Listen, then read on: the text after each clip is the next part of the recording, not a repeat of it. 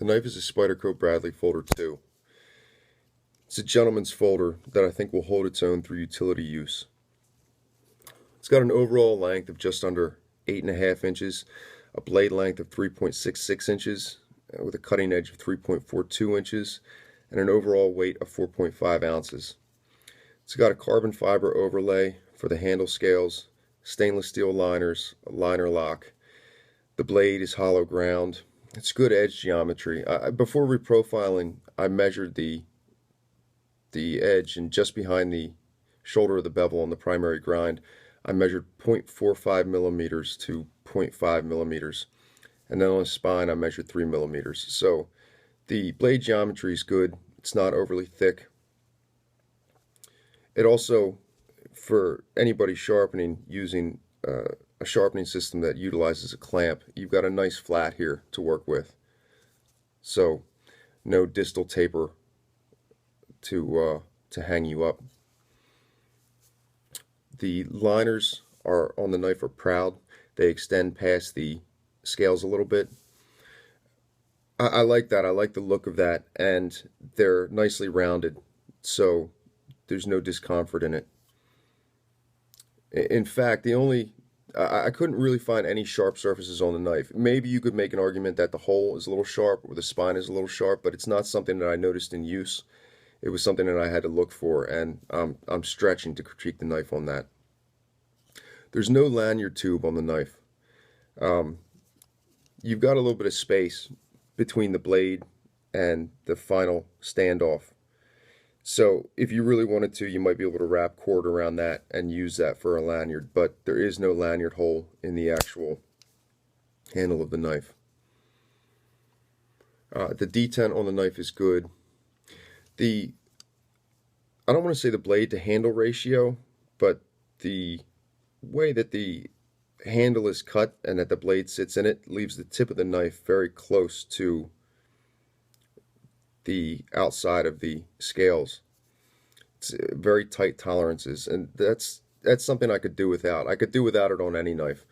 I don't see the reason not to put a couple extra millimeters there and just tuck the tip of that knife into the scales a little bit more.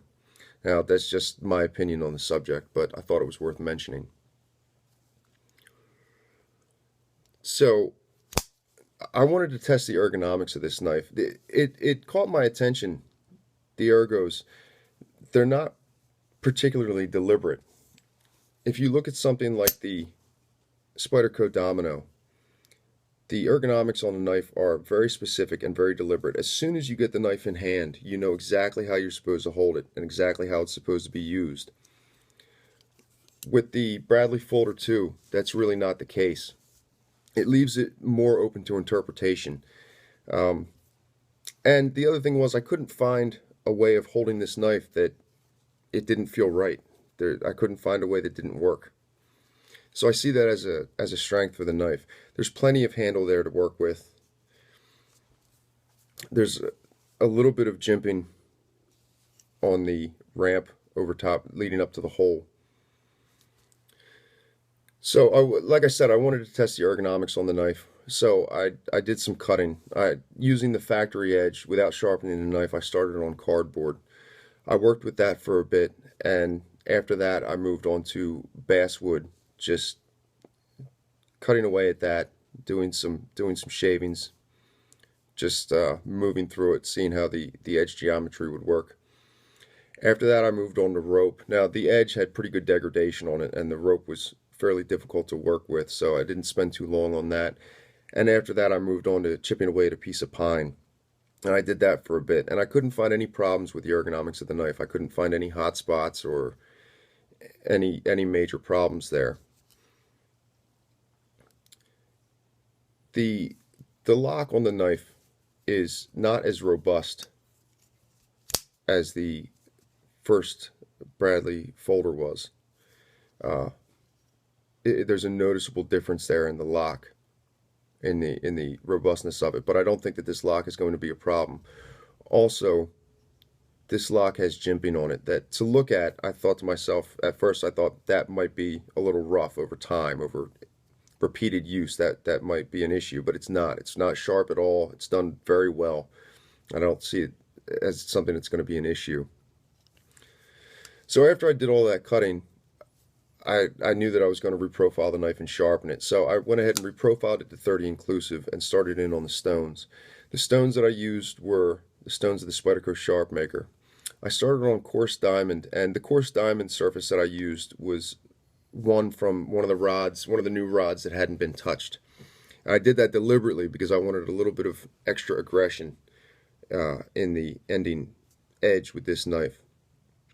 So I worked through that diamond stone and then moved on to medium.